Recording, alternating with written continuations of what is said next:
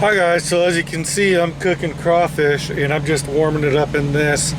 I still have an inverter, so I can't use the microwave because I have no power, and I can't use electric skillet because my 150 watt power thing that plugs into DC won't do it. So I'm stuck using this Coleman butane thing, and it uses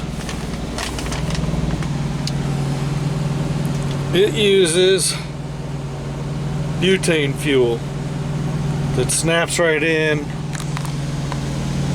to this side thing right here.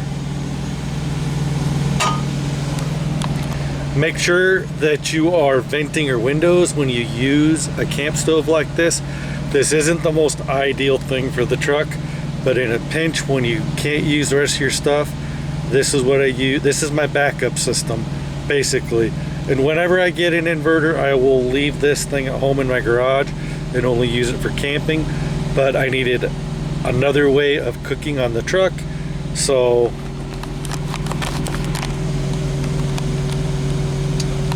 there we go, guys. That is already pretty much cooked. I'm just warming it up. And then there's more. There's still more in the bottom of this. And I'm going to eat as much of this as I can. But obviously I can't eat all of this. But it's pretty simple, folks. I'm just warming it up in this pan and letting the water steam. And then I'll take it out and then eat it. And I'll kind of show you some different ways how you can eat this. You always want to eat seafood, lobster, crawfish, shrimp. Whenever you're trying to get the meat out of the shells, you want to take smaller amounts. Like if you're at a seafood buffet or something, you always want to take smaller amounts, because if you let it get cold on your plate, the meat from like the lobster, crab legs or whatever will not just pull out as easy. When they're hot, they seem to just slide right out. When they start cooling down and getting cold on your plate because you took too much, they just kind of get stuck and you fight with them. So if you try to take a little bit at a time, you'll be able to eat it easier and stuff will just slide right out. Alright, I think this stuff is probably ready to take out. It just needed to warm up basically because it's already cooked in the bag and frozen. I just had to warm it up. So alright, I'll get back with you here in a minute. Alright guys, I'm going to try to show this. So I'm going to show you how, most of you know how to eat crawfish, but whatever. I'm going to show kind of what eating a crawfish kind of looks like, for at least me. Alright guys, I was trying to show this, but I messed up and didn't hit record, so we'll do a different one. Alright.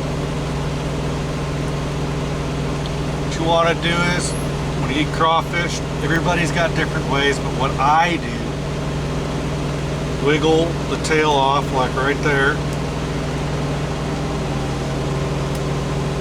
You're going to get this little piece there, and then hopefully you'll be able to pull that all out like I just did. This only works well if whatever seafood.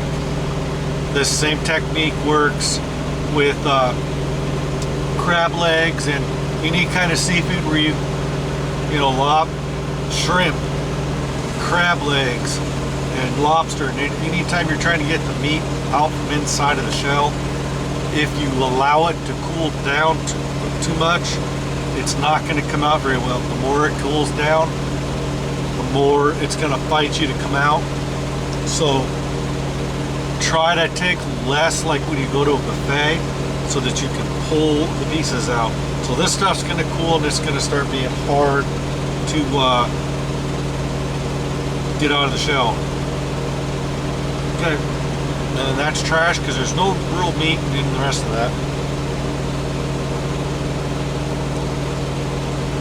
Then I'm going to take the bigger guy. You take the two sides of the mane and you kind of gingerly pull up on it. You can pull that part off because there's nothing in there. There's no meat. Put that in our trash plate.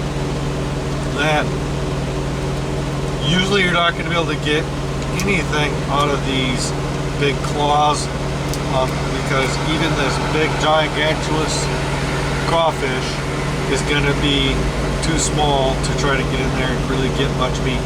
You can try and see if you get anything, but what you want to do is take these whole, like, we'll just call them ribs, and eat those just like that.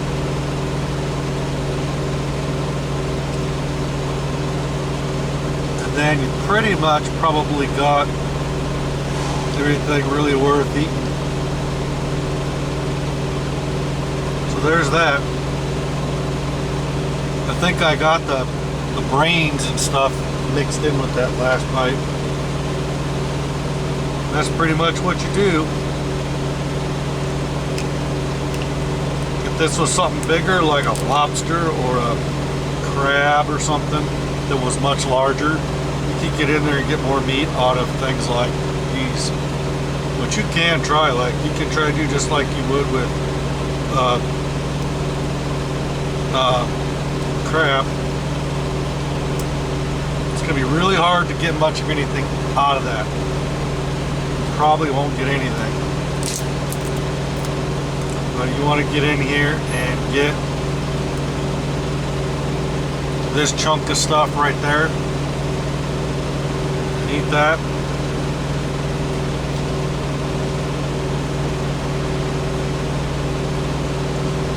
These side ribs, I usually just take and eat them right off.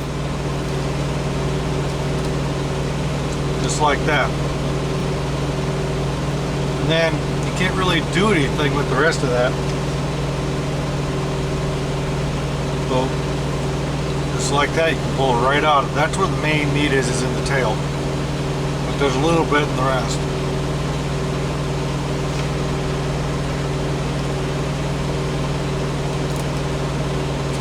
And you can just feast on this, and if it doesn't want to come out, you just do it like that. They're in sections, so you can take the sections off to get to the tail. So there you go. Not much else to really show you. Thanks for watching, guys. Alright guys, I ate most of those. I got about this much left and I'm putting them in my cooler. So, yeah, I got a bunch of trash to throw away.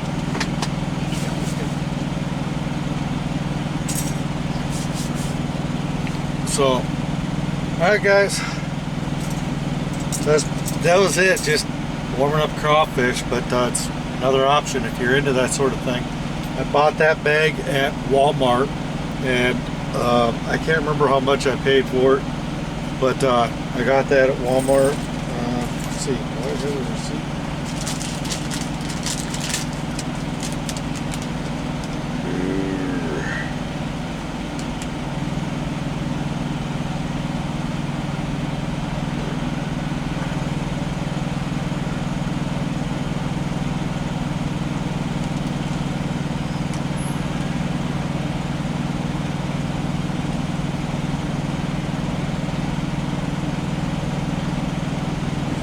Crawfish, I paid $14.98, so it was 15 bucks for that bag of crawfish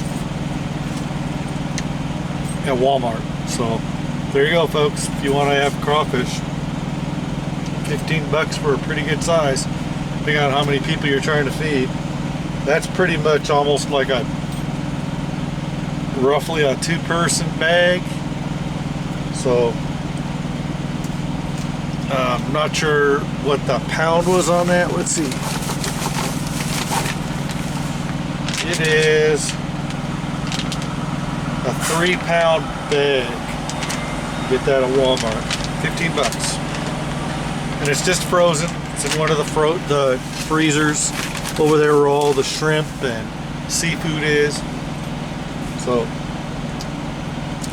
there you go, folks. Catch you later. Thanks for watching. And I'll be doing more cooking videos in the future as I have an opportunity to do so, and trying to do more teaching videos on how to do stuff on the truck. So every time I can think of something, I'll do it. And I have other videos I want to do, but I need to learn some of this stuff too in order to teach you guys properly. So alright, I'm gonna put my Coleman stove back away. Looks like I need to clean this case and the stove. Bye y'all. Catch you next video.